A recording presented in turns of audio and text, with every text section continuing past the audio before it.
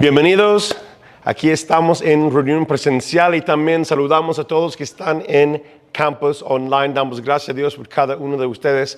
Qué gran tiempo hemos tenido hoy en la presencia del Señor. Dios está hablando en nuestra iglesia, se manifiesta su presencia de una manera tan especial. Pues este año estamos viendo y nuestro anhelo es vivir que la palabra es viva y eficaz. La palabra del año 2026, viva y eficaz, viendo el poder de la palabra de Dios en nuestras vidas. Sé que lo estoy preguntando cada semana, pero nuevamente les quiero preguntar, ¿cuántos de ustedes están haciendo su lectura bíblica, el plan de lectura anual? Ok, algunos están haciendo de 6 meses, escuché, pero el plan es que vamos leyendo toda la Biblia como si fuera la primera vez. O leer toda la Biblia la primera vez. Hay varias familias y personas que lo están haciendo y eso es grandioso. Pues vamos a continuar en nuestra serie. Estamos hablando de cómo podemos ser verdaderamente libres. Jesús vino para darnos libertad. Él, como Cordero de Dios, murió en la cruz por nuestros pecados para darnos libertad en cada área de nuestras vidas. Juan 10 dice, el ladrón, quien es Satanás, no viene sino para hurtar, matar y destruir. Pero dice Jesús, yo he venido para que tengan vida y para que la tengan en abundancia. Jesús vino y murió en la cruz por nuestros pecados para darnos vida eterna. Pero no solamente eso, sino murió para darnos una vida en abundancia. Lo que estamos mirando durante esa serie es que Dios tiene un plan para nosotros. Jesús nos amó tanto que entregó a su propio cuerpo, su propia vida para morir por nuestros pecados. Tercer día resucitó entre los muertos y así podemos tener libertad en Él si creemos y confesamos a Él como nuestro Salvador.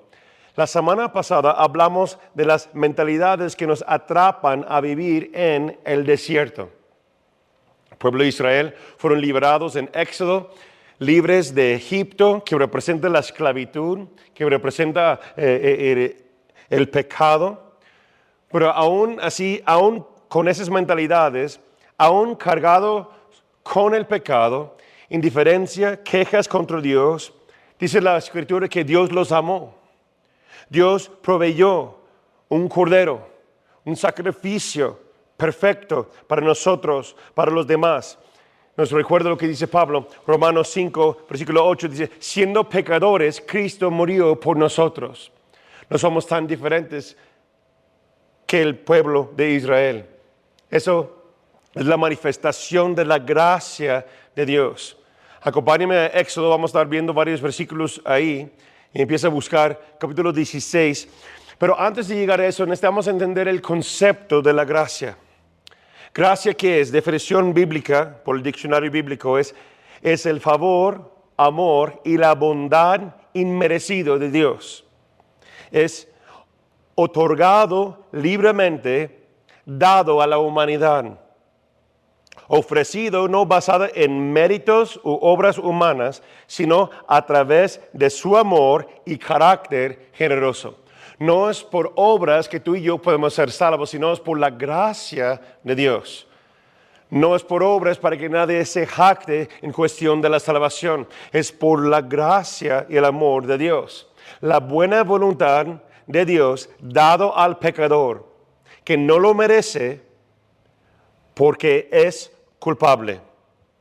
Ahí nos recuerda de la historia de Éxodo, el pueblo de Israel. El pueblo de Israel está ahora en el desierto. Fueron liberados de la esclavitud, podemos decir como si fuera para nosotros del pecado. Egipto simboliza la esclavitud del pecado. Fueron liberados, fueron perdonados. Dios tuvo misericordia, tuvo gracia de ellos y los liberó. Pero Dios, en medio de todo, ahora están quejando, tienen esas mentalidades de desierto, pero Dios les dio maná, sustento sobrenatural, comida cada día. y van quejando y van pidiendo ahora carne. Y Dios dice que escuchó las murmuraciones o el clamor de su pueblo y en su amor y en su gracia responde a su pueblo. Éxodo 16, versículos 12. Dice Jehová, Yahweh, he oído las murmuraciones de los hijos de Israel. Así que habla con ellos y diles que al caer la tarde comerán carne y que por la mañana se saciarán de pan. Así sabrán que yo soy el Señor su Dios. Aquí vemos que Dios nuevamente está mostrando su gracia.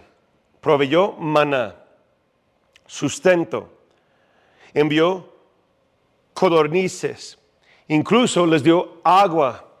No porque el pueblo lo merecía, sino porque Él es bueno, Él es bondadoso y lleno de gracia.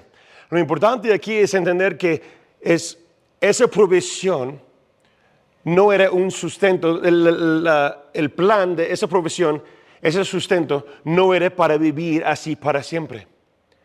Esa provisión era temporal, no el destino final. Escucha, Dios puede sostenerte en el desierto durante tu tiempo de prueba, un tiempo de crisis, un momento difícil, es lo que representa el desierto. Pero no diseñó que vivas ahí. El plan de Dios es que no vamos a continuar viviendo en el desierto. Eso significa lo siguiente, que puedes estar recibiendo lo que necesitas por parte de Dios. Tu trabajo, sanidad, sustento, pero aún así estar fuera del propósito de Dios que tiene para ti. O sea, caminar y vivir en el desierto, aún con provisión sobrenatural, aún con la gracia de Dios, eso no es equivalente a la tierra prometida, porque siguen en el desierto. La gracia de Dios te alcanza en tu necesidad, pero te llama a moverte y caminar en obediencia. Dios está haciendo esa obra con el pueblo de Israel, pero incluso con su cuerpo, su novia, el día de hoy. Si estás tomando nota, yo quiero que vamos viendo la diferencia entre vivimos por gracia u obediencia. Gracia u obediencia. Al salir de Egipto, hemos dicho que eso representa la esclavitud. Moisés no guió al pueblo directamente a la tierra prometida. O sea, el propósito eterno, las promesas de Dios. Ve a estudiar lo que dice Éxodo capítulo 13, versículos 17 al 18.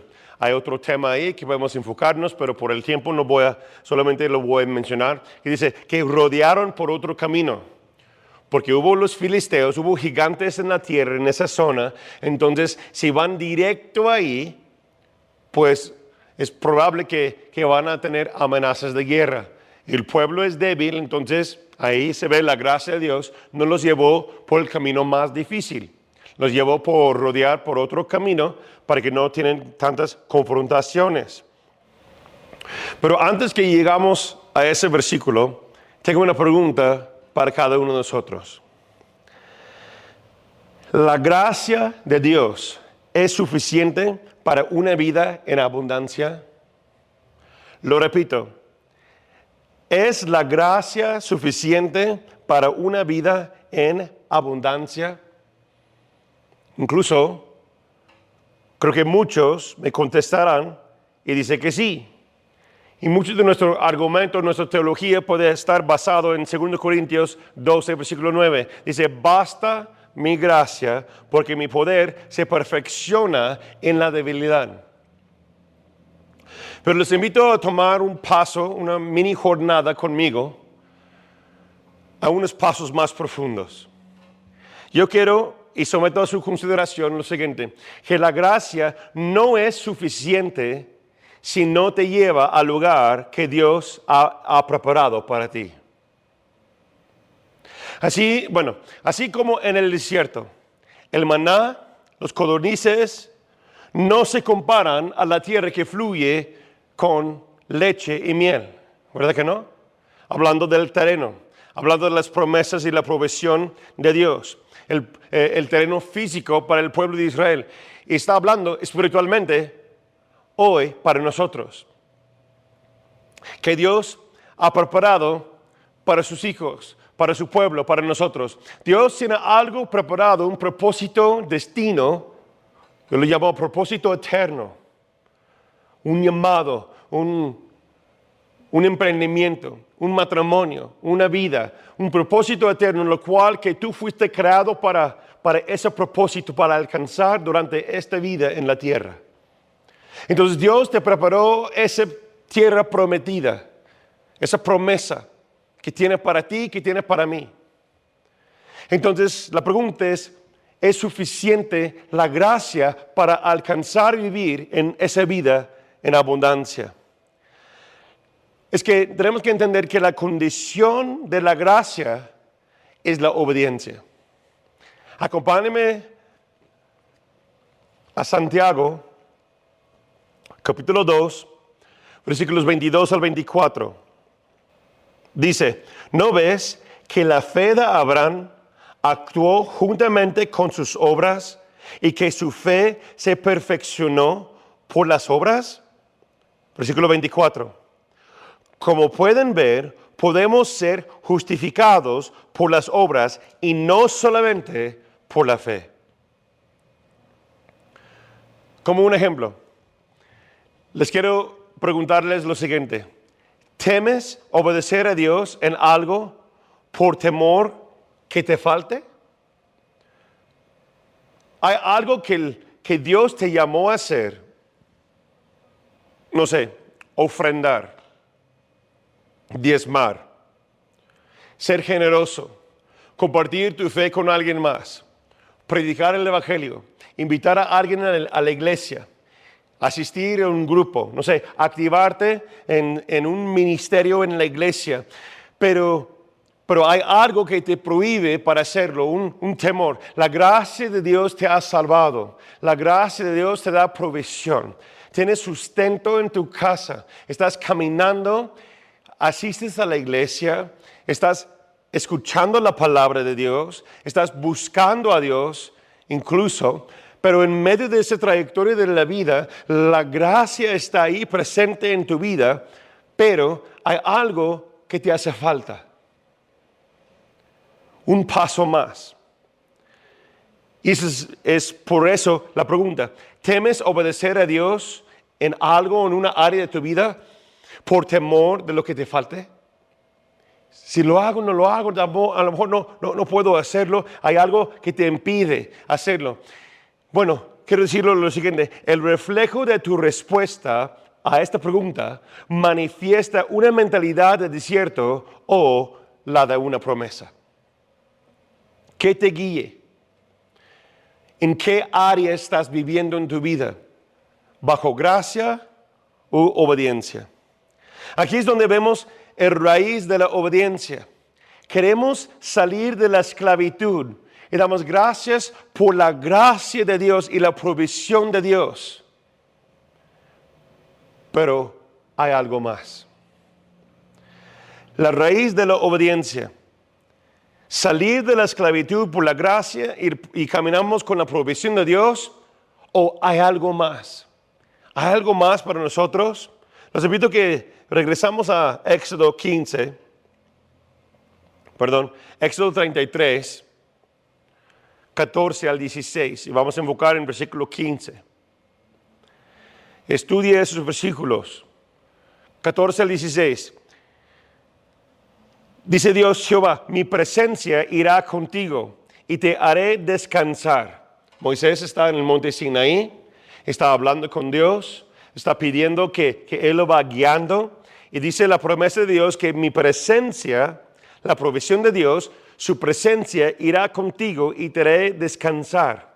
Versículo 15. Pero Moisés respondió, si tú no vas a venir conmigo, no nos saques de aquí. ¿Cómo vamos a saber, tu pueblo y yo, que en verdad me ha ganado tu favor? Lo sabremos solo si vienes con nosotros. está allá arriba 40 días, 40 noches. Está buscando al Señor, la presencia de Monte Sinaí. Y mientras que hay cosas indebidas que están pasando al pie del Monte Sinaí, y más adelante vamos a estar viendo eso, ¿verdad? Pero aquí vemos que Moisés entendió algo mucho más profundo. En cuestión de esclavitud del pueblo, salir de Egipto, caminar por un tiempo en el desierto, ahora han llegado al Monte Sinaí. Moisés no lo llevó al pueblo directo a la tierra prometida. Dios nos permitió llegar ahí primero. ¿Por qué? Porque quiso llevar al pueblo donde tuvo un encuentro con él. Y Moisés entendió algo más profundo, que no basta solo vivir por la gracia y la provisión sobrenatural de Dios en el momento. Él quería la presencia misma de Dios. Por eso él llevó al pueblo al monte Sinaí, donde él tuvo ese encuentro con Dios, porque ahí es donde las cosas se hacen realidad. Y eso es lo que los separó de los demás pueblos y naciones, como dice aquí hasta el versículo 18. Los separó todo de los demás pueblos. ¿Por qué? Porque Dios, el único Dios vivo, estaba con el pueblo y ellos con él. Yo creo que se ha dado cuenta, hemos escuchado muchos testimonios, varias personas se han acercado con nosotros en el pastorado, estamos orando por eso en las madrugadas, me levanto a las 2, 3, 4 de la mañana, estamos en oración, mi esposa y yo, prácticas continuas últimamente, por eso mi voz se escucha casi ronca por la oración y las prácticas y compartir la visión y predicar la palabra. Pero algo que vemos y hemos notado últimamente, en los últimos meses y más, las últimas semanas, es que la gloria de Dios se manifiesta en Gente en la Roca. Cuando ustedes lo perciben y lo ven. Y no solamente aquí en reunión presencial, no solamente de lo que se puede observar en Campus Online, pero en los grupos, en grupos de jóvenes, en la noche de Santa Cena, en grupos de matrimonios, emprendedores, hombres, grupo familiar, estudio bíblico, los grupos, estamos escuchando testimonios que personas nuevas están conectadas, el bautismo en agua, salvaciones, casi cada semana. Personas nuevas, familias nuevas que están llegando, que en el segundo servicio casi no hay lugar para las personas. Ya abrimos otro estacionamiento porque las personas están llegando para escuchar la palabra de Dios, entregar sus vidas a Dios. La presencia manifiesta de Dios. Laura y yo hemos platicado y yo creo que ella tuvo una palabra profética y estoy compartiéndolo con los líderes y los que están cerca. Es que muchas veces cuando hablamos de avivamiento, en mi experiencia cristiana en la iglesia, yo he escuchado y yo he visto como eventos de avivamientos, ¿no? Y sí, la presencia de Dios viene y toca muchas vidas. Muchas cosas distintas pasan. Milagros, salvación. Pero el peligro con avivamiento es lo que se puede pasar por la tradición cristiana y la tradición nuestra y pensar. Es que si no entendemos realmente qué es un avivamiento, se convierte en una idea futura o se convierta o idealizamos una sensación que se convierte en algo como místico, ¿no? Que hay un avivamiento y las cosas van a pasar de cierta manera y eso es lo que es Dios. Esas emociones y levantar y emocionarnos y gozarnos y eso es avivamiento. Yo quiero someter a su consideración, yo creo que eso es una idea humana de realmente lo que es un avivamiento.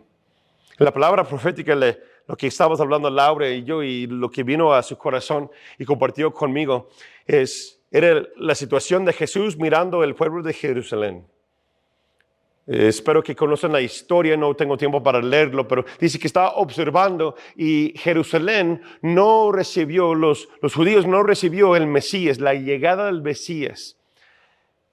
Y pues se habla, bueno, parafraseando, dice que no tuviste ese encuentro o no reconoció mi mi acercamiento o no recibiste tu visitación.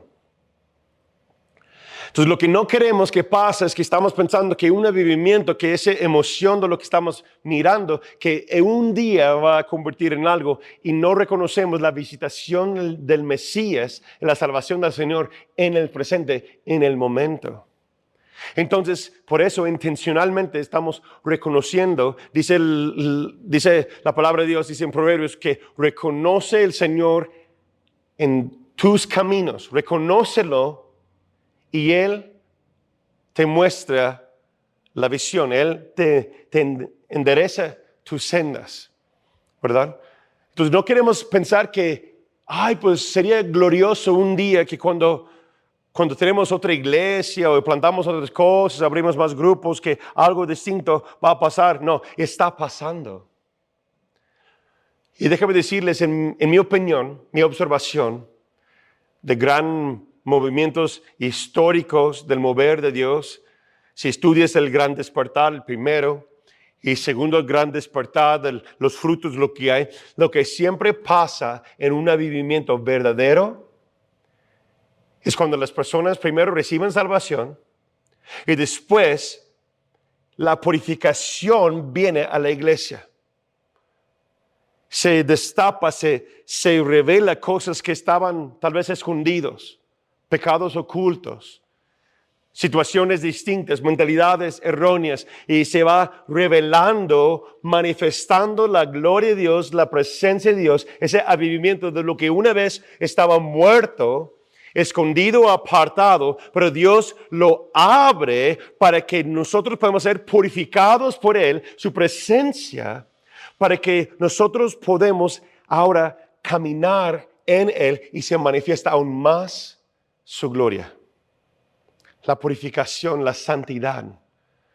Un avivamiento verdadero no se siente cómodo, es desafiante, pero si entregas tu corazón a Él, reconoces que Él está ahí presente haciendo la obra, las cosas van cambiando y un avivamiento verdadero te vamos de menos a más.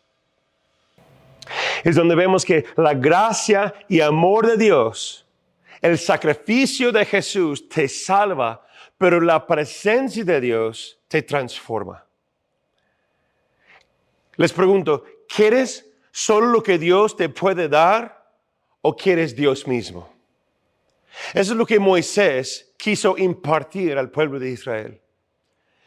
Que sí, gracias Dios por tu provisión, gracias por salvarnos, gracias por la liberación, pero no basta, no es suficiente solamente eso, queremos estar contigo. Y si tú no vas con nosotros, mejor nos quedamos aquí donde estamos. Es donde después vemos la manifestación de Dios y la ordenanza de Dios de construir el tabernáculo para que la presencia manifiesta de Dios puede seguir en él y con el pueblo. Vamos a ver lo que dice Éxodo 13. Están caminando en el desierto. Versículo 13, 21 al 22. Dice la palabra de Dios que la presencia de Dios era una columna de nube durante el día para guiar al pueblo y por la noche una columna de fuego. Y más adelante, mientras que ya después hay instrucciones para construir el tabernáculo y la presencia manifiesta de Dios, Dios respeta la petición de Moisés, entonces dice, ok, porque me quieren estar conmigo, vamos a hacerlo de esta forma. Llegamos a capítulo 40, versículo 36 al 37, dice lo siguiente: cuando la nube se elevaba del tabernáculo, los hijos de Israel se movían en todas sus jornadas. Pero si la nube no se elevaba, ellos no se movían hasta que ella lo hiciera. Ok, lo que está pasando. Dios se manifiesta, su gloria se manifiesta, su presencia se manifiesta como nube. Punto aparte, hace unas semanas yo vi una nube aquí en este local, que la presencia de Dios se manifiesta aquí en este lugar. Y olor como flores y hay otros testimonios de varios de ustedes que han acercado que estamos conscientes que que Dios está obrando en nuestra iglesia. Pero vemos que el pueblo de Israel estaban en la presencia de Dios, caminando con la presencia de Dios, pero cuando Dios descansaba en un lugar, el pueblo descansaba en ese lugar. Y esperaba y buscara a Él. Cuando la presencia de Dios con la nube se movía, entonces se empacaban las cosas en una orden hay capítulos que lo va dando instrucción y la van caminando en su jornada atrás de ello. Ahora, lo peligroso de un avivamiento es lo siguiente. No es que Dios se manifiesta, sino que los hombres sacamos ideas y fórmulas de cómo se hizo todo lo que hemos hecho para que se manifieste Dios en esa ocasión. Fue así, así, así, así. Entonces, si nosotros movemos, quiero utilizar la palabra, manipulamos los asuntos, emociones de las personas, en la forma en cómo tocar canciones, la manera de orar, incluso la manera de cómo hacer presentación. Si lo hacemos como lo hemos hecho antes, pues Dios se va a manifestar. Y si lo hacemos continuamente de la misma manera, pues Dios lo va a hacer. Y eso es algo peligroso y se ha repetido eso en muchos círculos religiosos, muchos ambientes cristianos. ¿Por qué? Porque no estamos entendiendo que la manifestación es la cercanía del corazón del hombre hacia Dios. Por eso Dios llega por causa de nuestra obediencia. De mover cuando Él se mueve, de parar cuando Él se para, de escuchar el susurro de su voz. Eso es la clave. No hay una fórmula mística para que se manifieste la presencia de Dios. No, es la obediencia del pueblo de Israel. Es la obediencia del hijo, hija de Dios, que después Dios ve que ahí yo puedo manifestarme. Caminar, escucha, es lo que Dios está poniendo fuerte en mi corazón durante ese tiempo que estamos recibiendo. Yo creo la gloria de Dios, la presencia de Dios en muchos aspectos en nuestra iglesia, en los ministerios, los emprendedores, los trabajos, personas que se sienten la presencia misma de Dios ahí donde están en sus casas, sus hijos están hablando de ello. Hay muchos testimonios que hemos escuchado últimamente. Gloria a Dios, gracias a Dios por eso. Pero ahora no quiero que caemos en el sentir o la idea humana que si yo me muevo antes o si me muevo después de lo que hace Dios, si no somos sensibles a obedecer al instante, solamente lo hacemos cuando Él lo dice, no antes ni tampoco después. No vamos aplicando fórmulas humanas a atraer un movimiento. No, que seamos sensibles. ¿Por qué? Porque la obediencia te mueve donde Dios está. La obediencia te mueve donde Dios está. Por eso Moisés decía, si tú no vas con nosotros, si tú no vas por adelante de nosotros y podemos caminar contigo, mejor nos quedamos. ¿Dónde te encuentras el día de hoy? En gracia, pensando, viviendo, sobreviviendo con maná, dando gracias a Dios por eso. Sí, es una temporada que damos gracias a Dios por eso. Buscando su provisión o estás buscando su gloria. Más adelante en Éxodo decía, Señor, enséñame, muéstrame tu gloria. No vamos a salir de aquí. Muéstrame tu gloria.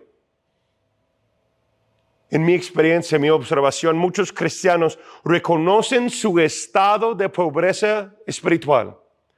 Reconocemos nuestra carnalidad.